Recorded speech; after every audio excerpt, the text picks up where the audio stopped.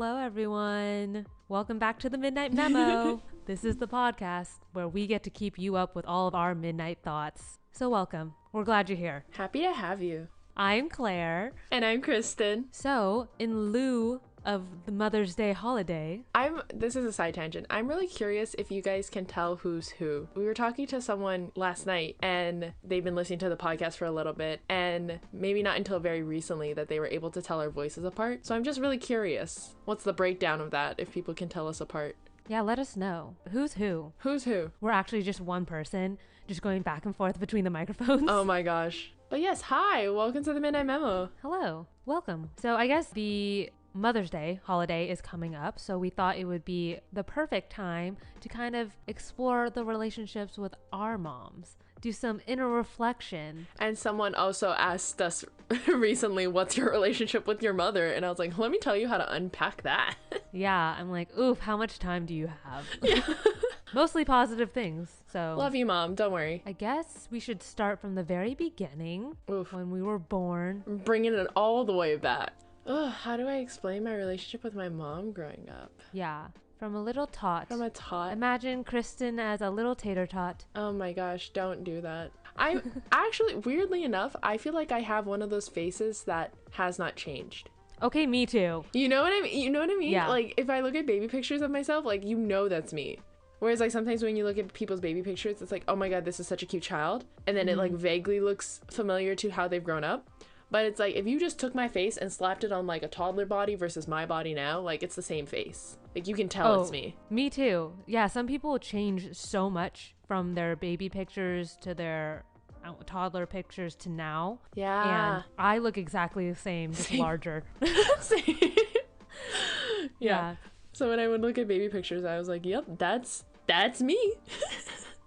Okay, do you think you were close with your mom growing up, like from a young age? Yeah. As a kid, I think yes and no. I joke that my personality is the exact blend of both of my parents. Like, I see a lot of similarities of myself and my dad, and I see a lot of similarities in myself of my mom. And I think as a kid, I would go through waves of being really close with my mom, like she's my best friend, and then other waves where I was like typical mother-daughter tension of like, oh my god, you're so annoying, you don't get me. And when I was a kid and I matured quickly, I also rebelled early, I feel like. So I was a fucking brat. I feel so sorry for my mom. Like, some of the things I would say to her, like, I knew how to hurt her as a kid, and I would say things that were so mean. And now when I think about it, I feel so guilty for it. But like at the time, because I was mad at her for whatever reason it was, I was like, I knew I could say this to hurt her.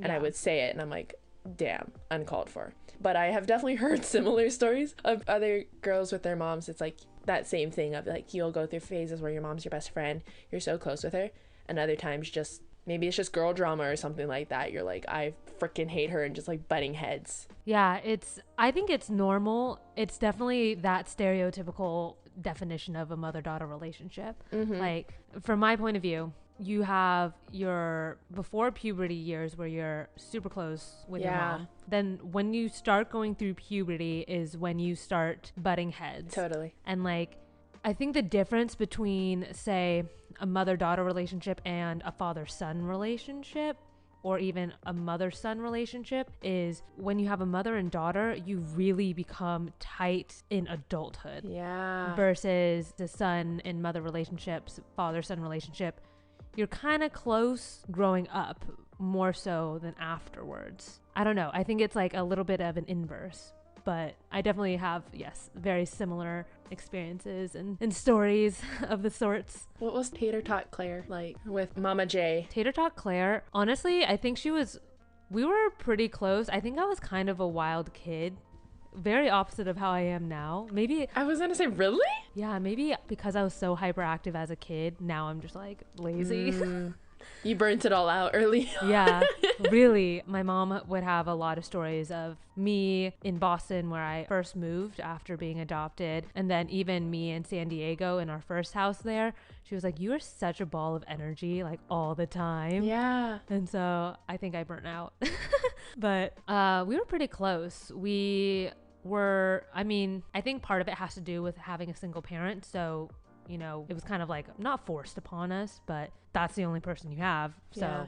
That you're was going to be close with them. Yeah, no matter what. And I think she did like a great job of balancing our relationship and then her outside world. And my grandma kind of took on the role of my father. So I would go visit her a lot, which was great. So we had like a really cool family unit, all women, not to brag, but yes, the monarchy. yes. So that was good. I think really young, it was so funny. I was super energetic, very like already strong-willed. Yeah. Like my mom had this really funny story of when I was living in Boston and there was a daycare there, and she would drop me off every day, go to work. And one day when she was coming back from work, she just saw me walking on the sidewalk and she's like, what the fuck? Not today, bye. Yeah, she's like, excuse me, what is happening? So she picked me up and then she walked me back to the daycare center and she's like, was anyone watching my child? She was just moseying down the sidewalk. Yeah. But that was one of the first indications I was very strong-headed. You would have been my parents' worst nightmare just for safety reasons. Like, Jesus Christ. Oh yeah, I had a mind of my own from a very young age. Yeah. That was not the first story of me just walking off. Not the first, not the last. Yeah, well, didn't you were telling me you walked off in the middle of a soccer game, right? When you used to play Little League as a kid. Yeah, I was exploring all the different sports as one does when they're a little kid trying to figure out what they want to do or what they like. And it was during a soccer game where a girl had like pushed me or hit me or something like that. And that's how I found out that I was not into contact sports. I didn't like physically rebel, but I just stopped right then and there and then just turned and walked off the field and just started walking. Did not look back at all. My mom I think she was working, so she wasn't there. Yeah. But I had carpooled with another girl and her mom. Okay. And so apparently her mom was like screaming after me, like, Claire, come back. Yeah. And I was just like, no. And so I just kept walking. I don't know where I was walking. This is the beginning of the non-confrontational Claire, where she was just like, not today, Satan. Yeah, I'm like I do not have the energy for this. Bye, girl, bye. Yeah. And then the mom called my mom. She's like, Claire's walking away from me. Like, I can't get her to come back. And my mom's literally like, why was that your first reaction as a mother? You're like, I cannot get this child. Okay, I'm not going to go run after them as they're walking away from me. Literally. First of all, your legs must have been like a third of hers. So she could have... It would have taken effort. Like, I get not wanting to run, but she could have caught up to you very easily. Literally, that's what my mom said too. She was like, then go get her. Like what?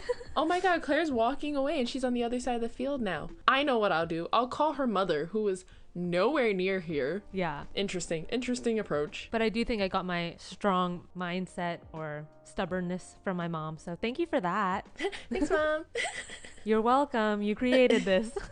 You created this monster. So if that's not rebellious Claire, and that's tater-tot Claire just being normal, what was rebellious teenage Claire like? Teenage Claire, she was a brat. Like, she was a nightmare. And I completely own it. Like, I know I was a nightmare. Same. And I think it was a lot of, obvious teenage angst, whatever. The classic teenage angst, we'll say. Of course. But it was also, at the time, on top of that, dealing with a lot of identity crisis in my own life. I think it was a time of when a lot of people started just wanting to know more about themselves. So they would, ask their families about their family trees or the history of where they came from. I also think this was around the time where 23andMe just came out. Oh, okay. Initial DNA kits started coming out. And a lot of kids were doing that. They're like, oh my God, I'm from Germany. Like, no offense against Germans. But our German viewers are going to be like, done. Unfollow. Yeah, canceled. But I think I've stated before in a previous episode at some point, but I am adopted. And so a lot of these questions for me go unanswered. Yeah. And even with, if I were to have done a DNA test, it'll tell me like where I'm from, but it's still, there are a lot of questions that I will never get answers to. And like now I've come to the acceptance where it's like, I don't really need those answers, but I think that added on to the teenage angst. So I was just like, for sure, frustrated with life. I was like, Yeah. ugh, like I don't know anything. Like, Yeah. who am I? Meh. It's And not even a if phase, Mom. And even if you know those things, like how you talk about how looking at it now, you've accepted that you're adopted, you have a much healthier relationship with that fact, I guess. But at that time when you're a teenager, there's a difference between knowing it and accepting it. And that's, in general, a lot to take in as a person, let alone when you're a teenager and going through, like you said, all those, the hormones and the angst, which is the worst. Yeah. And I think as an adopted person, there are different times in when it becomes not relevant, but like you really recognize it in yourself. Okay. Like, so from a very young age, I was adopted around 2 years old in China. And my mom and my grandmother flew over to China to adopt me and bring me back to Boston. And so as a toddler, you know, my grandmother and my mother, they really wanted to instill in me that I belonged with them. I didn't need to travel back to China to learn more about my culture at the time. You know, they were really like, okay, we want her to be stable and try to minimize, I guess, the identity crisis that will inevitably come. Totally. But I belong to a group called FCC in San Diego. I do think that they have a few different branches, but it's for families with children from China. And they gave a lot of opportunities to go back to China.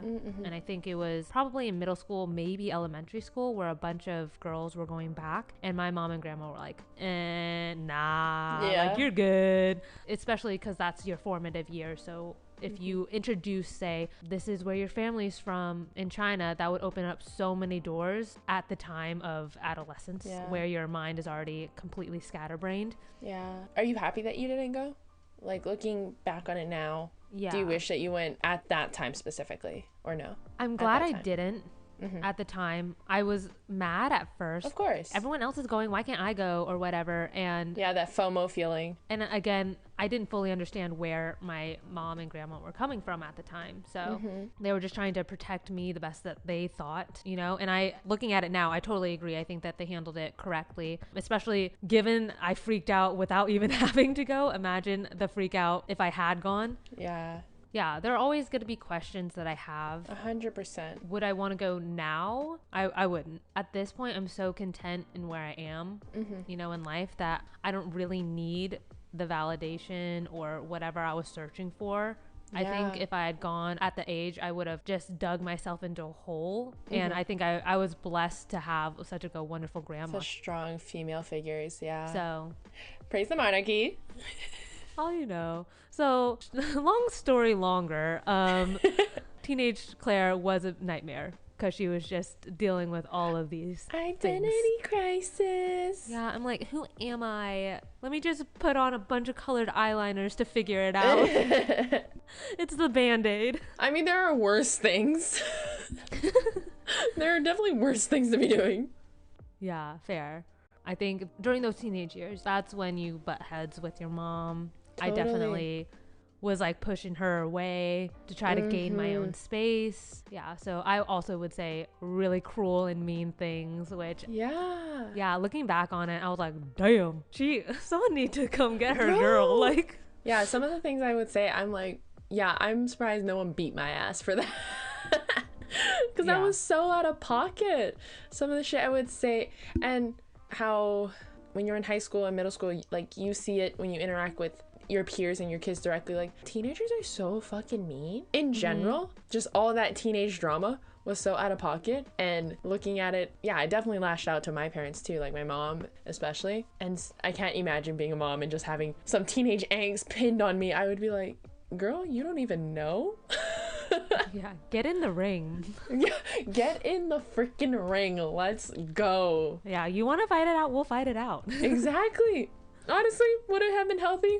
Open to interpretation. Still not against the ring. Different type of parenting style. Not against it.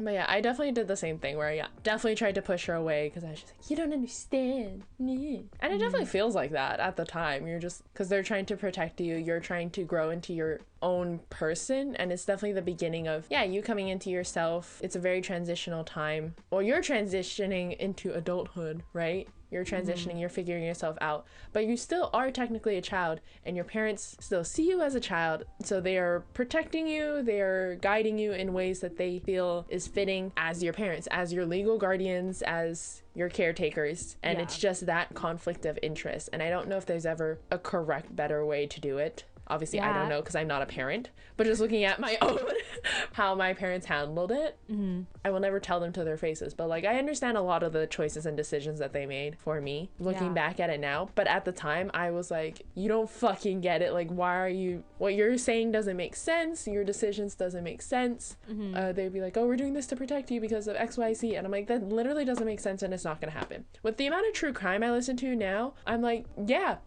I would not have let me do that either. Yeah, good job. Good job. Gold stars. You're growing so quickly, right? Your mind is progressing. You're finding this sense of identity. And it's such a conflict of interest. It sucks for both parties. Yeah. Dude, teenage girls are the worst. Bro, teenage girls are the fucking worst. Yeah. I don't understand. I hated them. Like, I hated the teenage girls I fucking grew up with, you know? I hated teenage girls while I was a teenage girl. No, exactly. I hated teenage girls, and looking back on it now, I'm also like, fuck, I was annoying as hell, and I know that. Yeah. Me and my dad would joke about it all the time, even with my mom. My dad's more of the cynical jokester, so he was like, I know this episode is about moms, but quick side tangent. He would be like, yeah, you turned 13, and I was like, who the fuck is this demon in my house?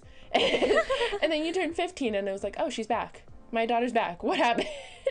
Like, quick detour. Yeah, exactly. I can't make those jokes. Well, I make those jokes with my mom, but she says it with pain because she had to deal with it more directly. Yeah.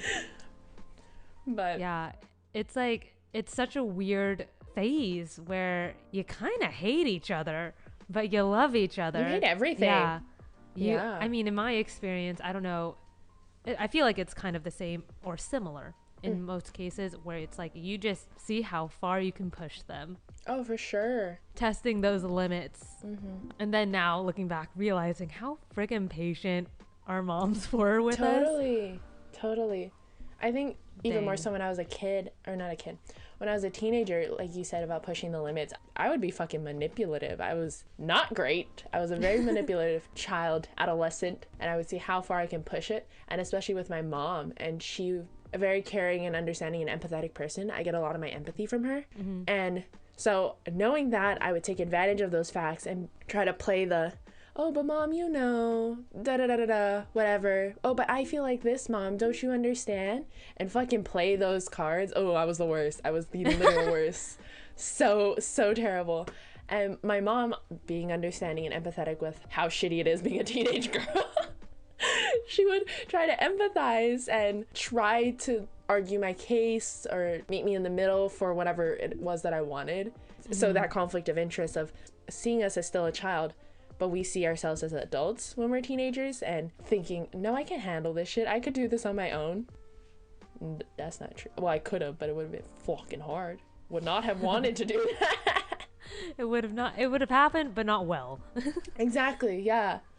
So it was, yeah, my poor mother. So freaking patient. Cannot express enough how patient she was with my ass, because I don't think I could have been. I'm impatient as a person in general, and I don't think I could have been patient with my own ass.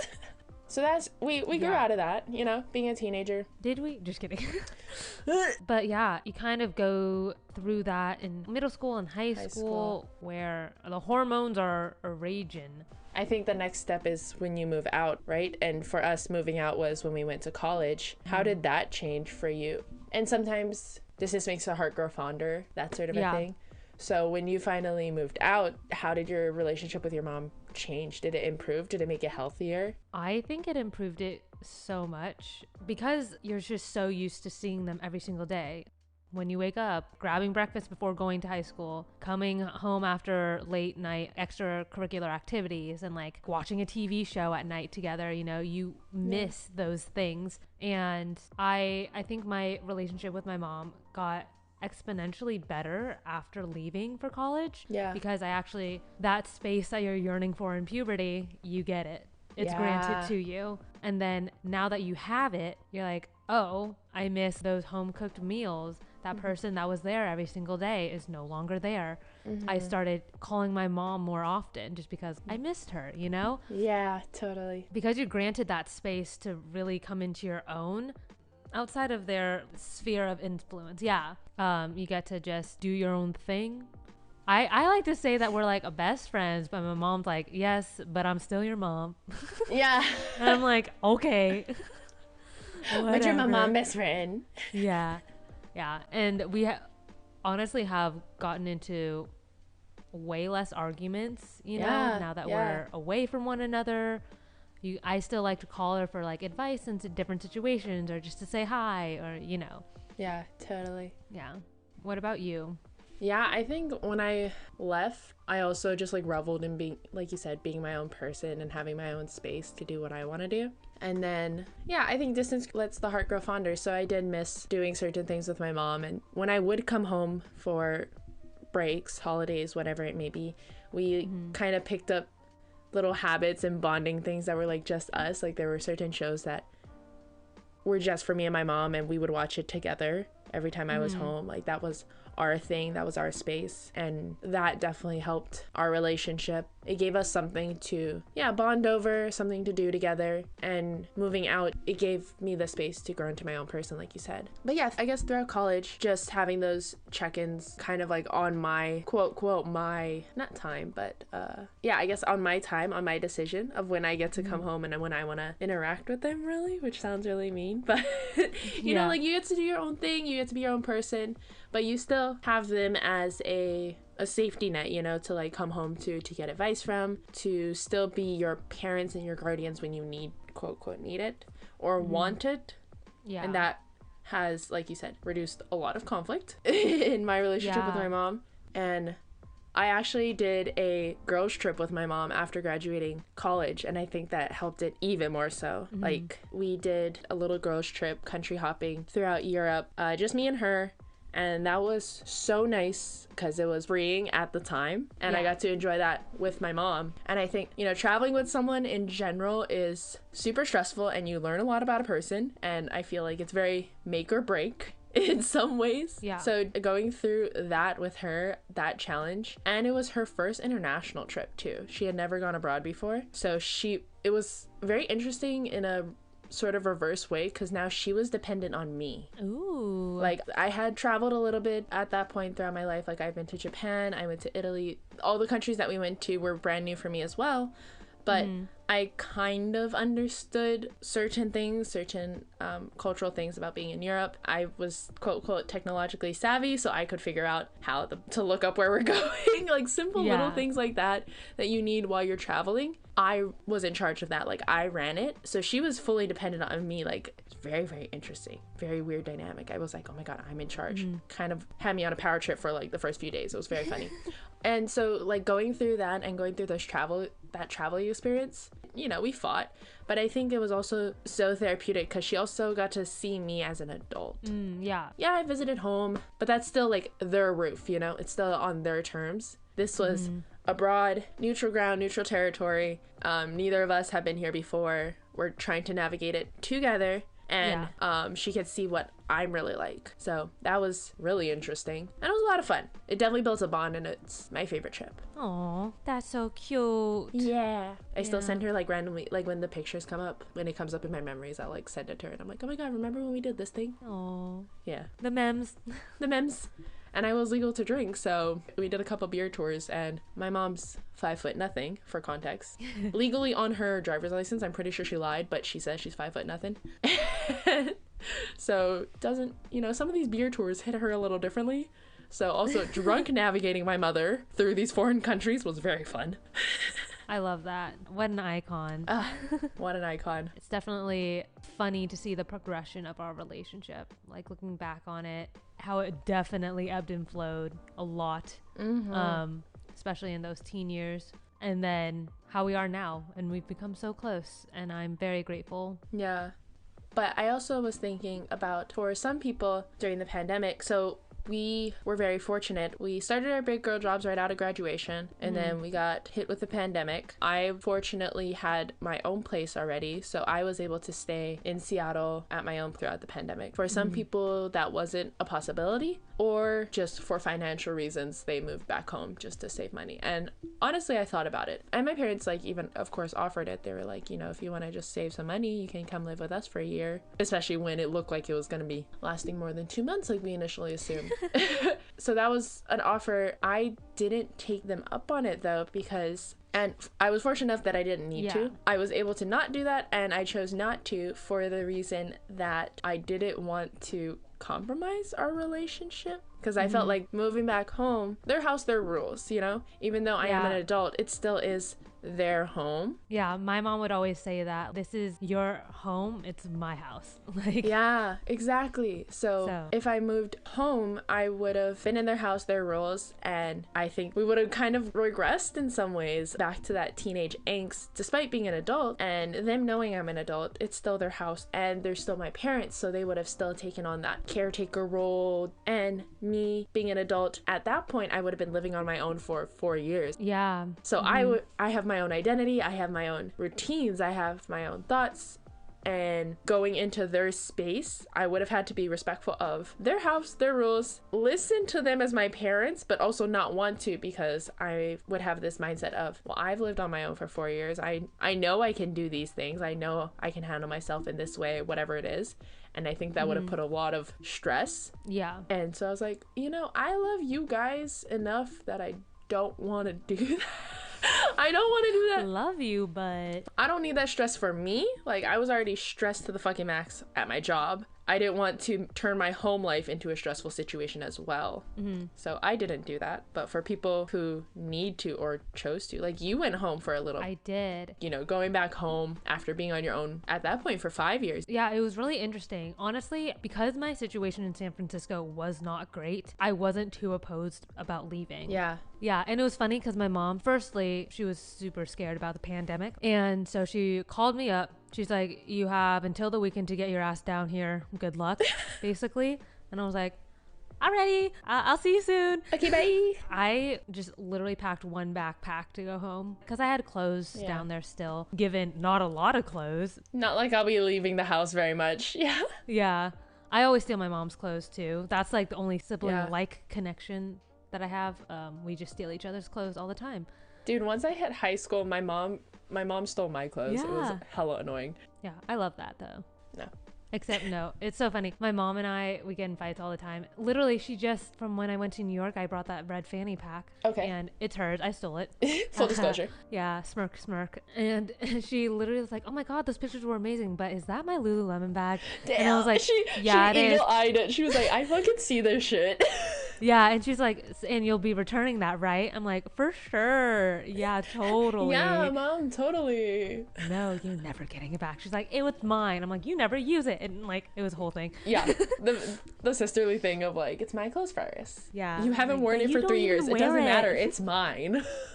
Circling back. Whoop. Yeah, moving back from San Francisco was a little bit of a change. Mm-hmm.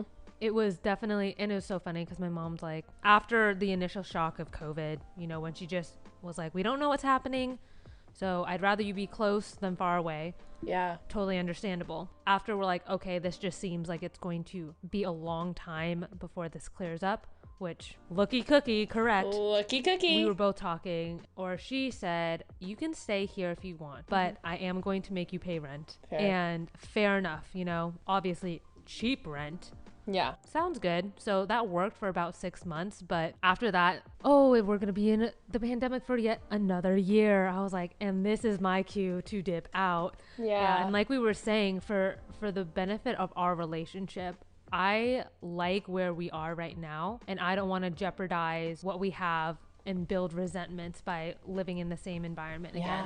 Because we live such different lifestyles. And so we were just like, you know, for the health of our relationship and for the benefit, I was moved out for 6 months into my own apartment in San Diego. So I was still close by because, again, pandemic stuff, wanting to be close to family. And then after 6 months down there is when I moved up to Seattle. And now it's nice. She gets to visit. I get to visit her. It's good balance. Just moved up and down the West Coast.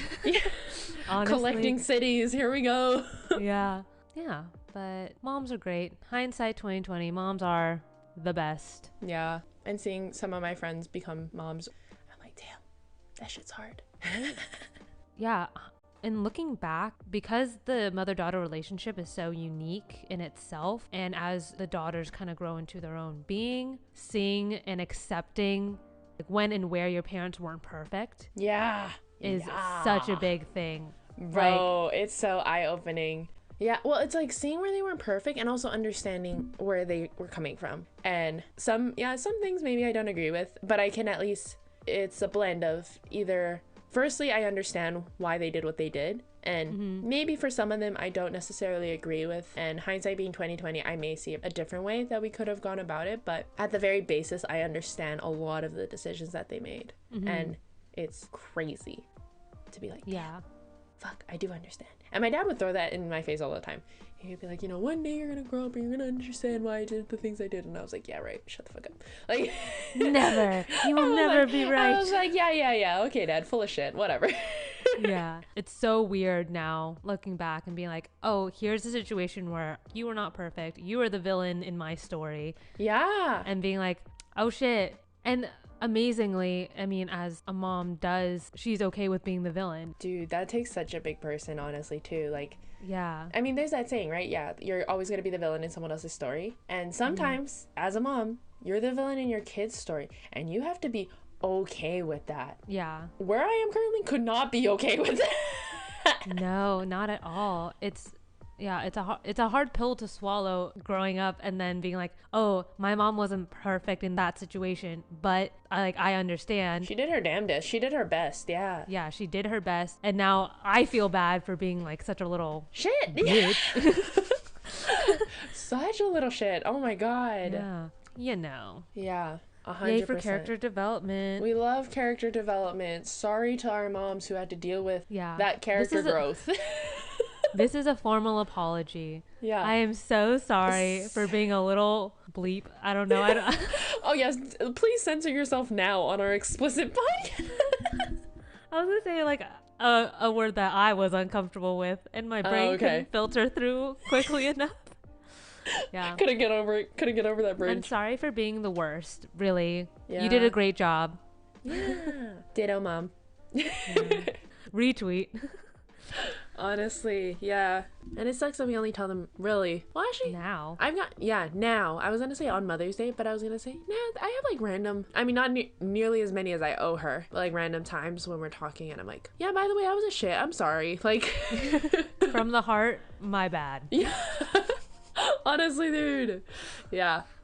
Moms, we love you. Moms all over the world. Okay, so then to kind of close out this episode, I thought it would be fun for the closing question to be, what traits do you see in yourself that your mom gave you? Oh, I love this. Like, it can be good or bad. I'm gonna do one of each. Okay. Personally. So bad is I'm a hoarder. I'm a chronic hoarder. I will, again, as we talked about my closet, I can't get rid of shit because I have this quality from my mom where she's like, well, what if I need it? And it works out sometimes for like road trips or whatever. I'm prepared, you know, the stereotypical mom bag, I'm ready. I have all the shit. True. So that part, it's good. So it's a pro and a con, right? I'm very prepared most of the time, but it leads to an excess buildup of crap. Yeah.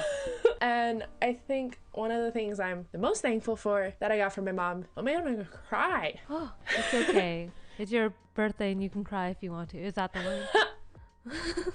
But from my mom, I got, I think, empathy. Like, because she's just the nicest person I know. Oh, that is true. Yeah, she's just the nicest person I know.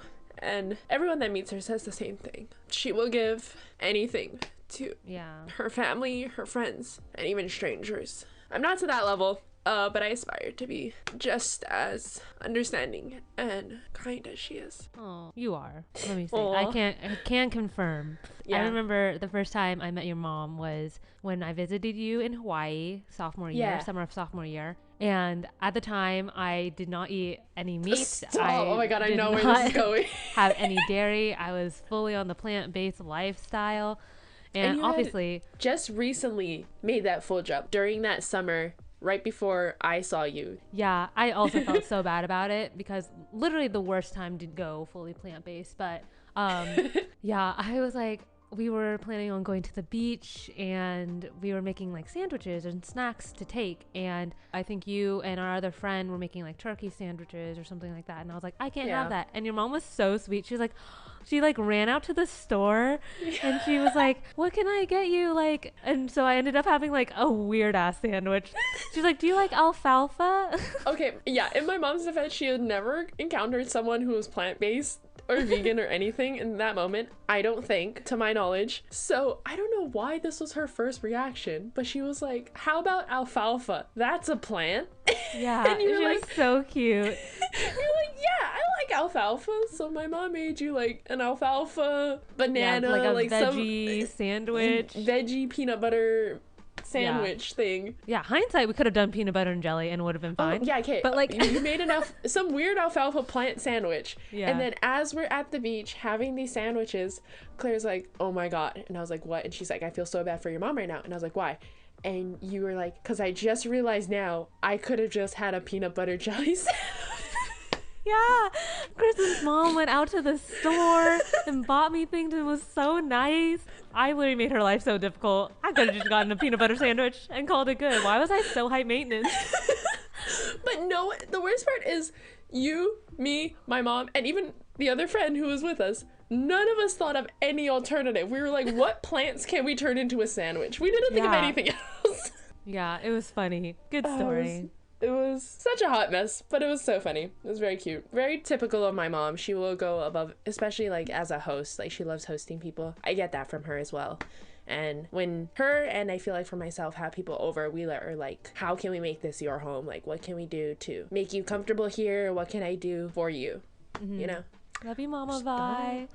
Stop. Love you too, Mom. Love you so much. Yes. Okay, answer your own damn question before I cry again. Don't cry. I'm tough. I'm a manly man. I'm a badass hunky dude. What? She's the man. Is that what they say? Yeah. When she was first entered the dorms. Oh, she's like, yeah, dude, I'm a hunky dude. I'm a badass hunky dude. She like went in. Yeah. Okay, yes. Talk about pulling it from the archives. That was such a like quick moment. I didn't even make the connection. Honestly, Amanda Bynes' old movies, they hit different. I love them. Yeah, Claire and I were joking that we should just do a podcast reacting and reviewing Amanda Bynes' movies. Yes. Especially She's the Man, the most iconic. Let us know if you would be interested in that. Okay, answering my own question. I'll go with the negative first, but I'm honestly trying to think. Hold on. I asked this question without an answer. Well, that's a good thing. What are you happy that you gained from your mom? There are a lot of things that I gained from my mom and that I wish I gained from my mom. I think her loyalty is something I wish I had. I mean, like to the extent. You're a super loyal friend, I would say. And I think with that, I gained a huge appreciation for the close friends and family I do have. Like, I'm very protective over them. For example, like if someone new comes in to my life, I am very resistant against introducing them to friends and family. Yeah. Because I know. I don't. Yeah. Kristen knows because I'm protecting them. Like I don't want to just bring in people if they're gonna leave, you know, the next time I see them. But also her humor. We have very similar humor, and I think we both think we're hilarious. So. Oh yeah, definitely. Yeah. Very cute. Oh, love. Miss you, Mama J. Yeah, Mama J. Ooh, ooh. Partay with Mama J. We can leave the listeners with the question. Yes. What's your favorite thing about your mom? Or what's your favorite thing about the relationship you have with your mom? Yeah, I like that. I like that a lot. We should have a competition. Who's the best mom? It's my mom.